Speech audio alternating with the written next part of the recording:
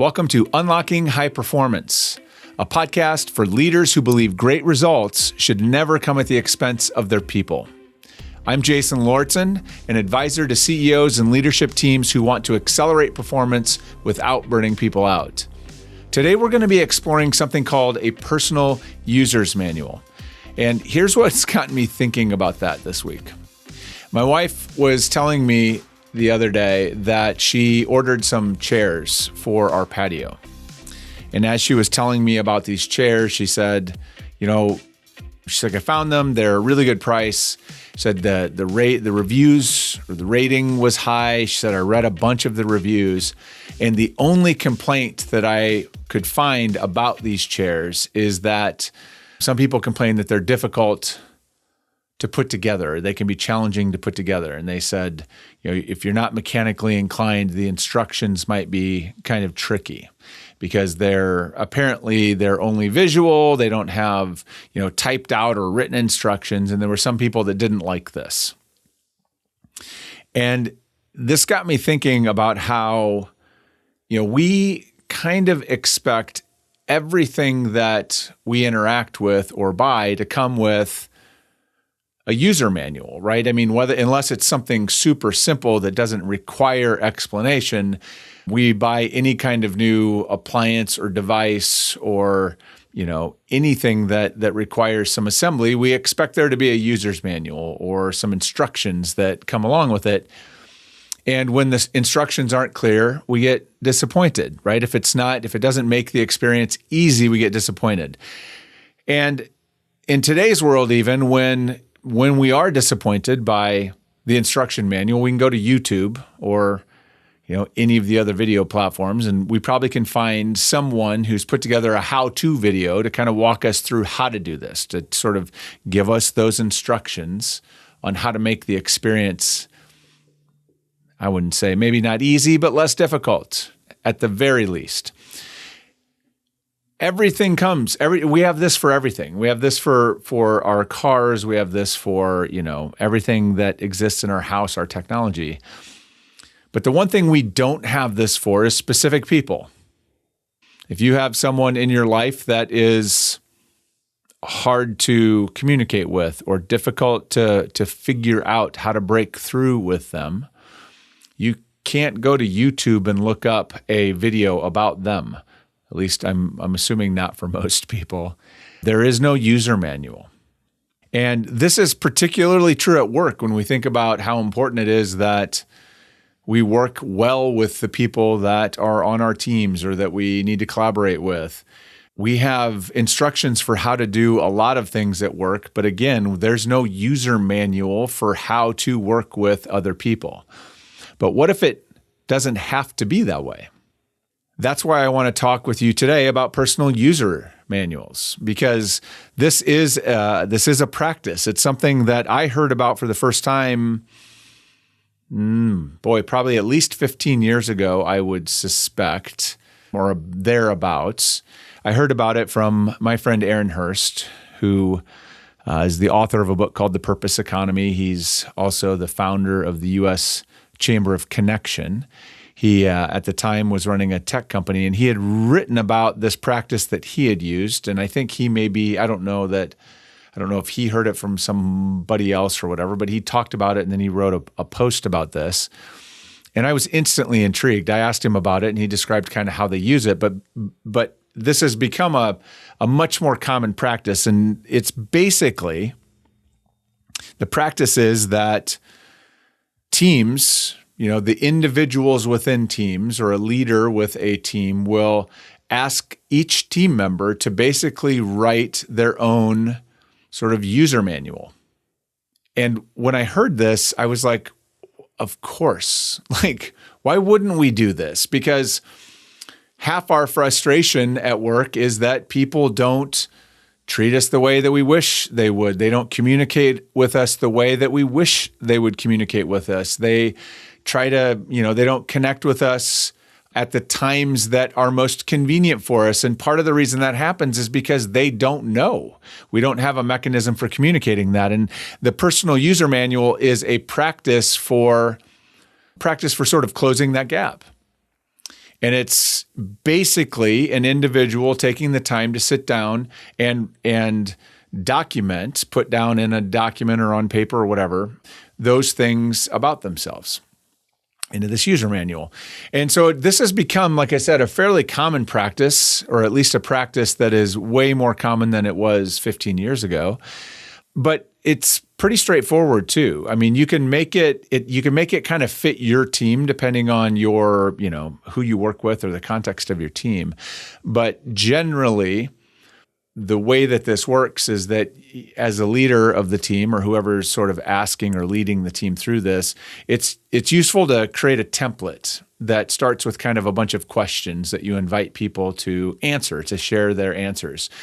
And most commonly, these include some things that make work easier, make work flow better. So it's at a bare minimum, you usually have things like, what's your work schedule?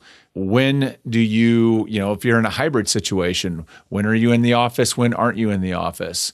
How do you work? What is your preferred, what is the preferred way that you work in terms of, like, some people work in spurts, right? And they might have focus time where they don't check emails for a few hours at a time because their head's down working on kind of, maybe they're writing or coding or editing or reviewing or whatever, something that requires focus. So there's going to be hours of time where they're offline. That's how they work, and then they come online. There's other people that check emails all day long, right, due to the nature of their work or whatever they do. But it's like communication, or work style is one. Communication style is another piece that you invite people to share. How do you prefer to communicate? What's the best way to communicate with you? What tools are best for you? So you might say, I'm not great at staying on top of my email box. So if you need me, or if you need to get my attention, send me a Teams message or shoot me a text, and I'll know that you need something right away. Then I'll go look at your email or whatever. But you can communicate, how it is most effective to reach out to you, signal that they need something, or to share where and how to share information. So work schedule and style, communication preferences.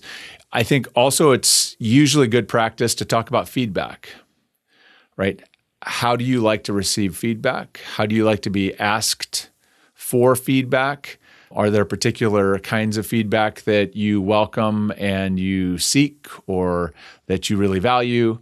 Do you have preferences around if someone wants to recognize you, if someone notices that you did something well and wants to provide recognition? Do you prefer public recognition or private recognition? Would you like them to tell the boss and then the boss can recognize you? Like, what is your preference with that?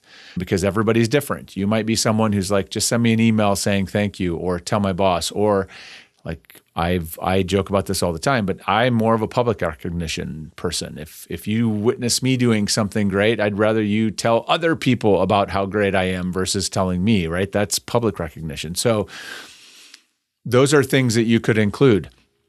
Another thing that's really helpful is, what are your strengths? What are your superpowers? What are the things that you're really good at? What are the things that people should ask you or could ask you to help them with, right? Because maybe you're a wizard at, some tool that the team uses, or maybe you are, maybe people don't know, but you're a really great kind of visual artist. You're good at like drawing, and you're good at graphic design, and nobody on the team maybe even knows that. Maybe you're someone who's comfortable with conflict or confrontation. I have a son that works in the restaurant industry. It's a sports bar. Occasionally they have someone that comes in, drinks too much, gets a little unruly. He spent 4 years in the Marine Corps. He has no problem with confrontation. So when those situations come up, everybody knows that he is very comfortable stepping in to handle that. Doesn't bother him at all. Terrifies a lot of other people, doesn't bother him at all. So, right, that would be something he might put in his user manual if they were putting it together. So those are kind of the fundamental pieces I think are really helpful. Some people will include things like interests and hobbies that are meant more as, points of connection or opportunities for points of connection, maybe fun facts about me, someone where they grew up, or that they have pets or whatever, right? You can include whatever you want in there, but it's, you think about it, whatever will make it easier for someone else to know how to interact with you, that can go in there. Some people will also include things like pet peeves or triggers. Don't ask me about this, or I have a big pet peeve against that. It's a lot easier to write that stuff down and put it in your user manual so then others can read that and see it and signal it and take that message than it is to try to deal with that when you've never communicated it and someone else doesn't know it's a pet peeve and yet they keep doing it. And now you have the awkward, moment of trying to confront them. So that the user manual is designed at its most fundamental just to make it easier for us to interact, make it easier for everybody on the team to interact with each other. So I'm going to share a couple of links in the show notes to resources online that you can look at. There's different examples of simpler templates and then a little bit more robust template. The key here is to make it work for your team. And if you go search for personal user manual in Google or your favorite search engine, it will bring you back a whole bunch of different resources and templates and blog posts that talk about how to do this. So a lot of resources out there. Once you do this, if you do this with your team and they decide to, you build these out, then the next key steps are just to bring together the team. First I would have everybody write them, create them, share them so that the team can take a look and read each other's, and then create some space for the team to come together and talk about them, ask each other questions, what things were clear, aren't clear, right? This is just a discovery curiosity session. So, if I put something in there about a pet peeve and somebody's not clear what it is, like, hey, can you tell me more about that? Or I say, maybe I have some type of communication preference around, so you can reach out to me either through this or through this. Someone might say, okay, which one do you prefer? Out of those two, which one are you most frequently, attached to or going to pay attention to? You can just get curious, right? This is where you get curious and people can take notes. And then that kind of then sets the foundation and the tone. Now in just one kind of tool or practice, you've created this level of awareness across the team for how they can work most effectively with each other. Super simple, and it's really easy to do. It doesn't require much other than just taking the time to build a template and then inviting the team to do it. So I think then, I guess a couple final questions on this that might be helpful is that if you are wondering, okay, so once you do this, once we do it the first time, then what? What do you do with these? There's a lot of different answers to that. One is just the initial practice of writing them and then having the conversation about them and everybody sort of now having these available from each other is in and of itself incredibly valuable. It's often a good idea to put these someplace in a shared folder or pin them into a channel in your, whatever your communications platform is, Slack or Teams or whatever, so people can find them. You might want to advise the team that, like, hey, if you're going to be, going into a meeting with someone, or if you're going to be working on a project with someone, that's usually a good time to go back and read their user's manual, just to kind of brush up on their preferences and styles. It's not a bad idea to revisit these, once a year maybe, and update them because things change. Preferences change, work situations change, like lots of things change. So it's a good idea to go back and update them once in a while, and then again, recalibrate with the team to share what's changed and what hasn't. The other question you might have is, well, does this work with every team? And I would say to some extent, the answer is sort of. I think it works best with, teams that generally it works best with teams that have a high degree of like cooperation, working together on projects, a lot of communication dependent work. So, if you work in a professional environment where you have to collaborate a whole bunch, then this is really, really good stuff. If it's a team, there's specific contexts where it makes it really valuable. If it's a newer team where people maybe don't know each other as well, if you're combining teams together, That can be helpful. If you're a new manager, this can be really helpful as you're stepping into a team for you to get to know them get to know you. By the way, if you're a manager and you have to write one for yourself too, for them. That will help them interact with you, right? This is a really good practice for that one-to-one conversation with your people as well.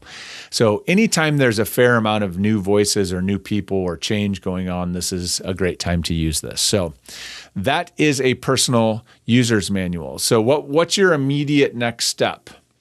Should you just assume that this is a great practice and go do it with your team? I think the best first step, if you're thinking about this, if you think it might be useful, is to, in your next team meeting, when you sit down, ask your folks about it. Tell them that you heard a podcast about this. Here's what it is. Here's why you think it would be useful and how it would benefit the team. And then ask them what they think. Would they be open to doing this? My experience with my teams, most of them, once they heard about it, were like, yeah, that sounds really helpful, because they know the frustration of trying to deal with someone or trying to work or communicate with someone on the team and it just being difficult. And so this helps relieve that tension. It helps them maybe ask some questions they don't know how to ask. So that's where I would start. Share it with your team and invite them into the process. And if they say yes, then build a template and get it to them and follow the steps I just walked through. I think you'll be delighted with what it will do for your team. So thank you for listening. That's what I had for you today. I hope you can take something from this back into your team. At the very least, the message I hope you take is that the more you can demystify for each member of the team what other members of the team need, expect, want in order to work most effectively, the more productively your team will operate. I look forward to seeing you next time.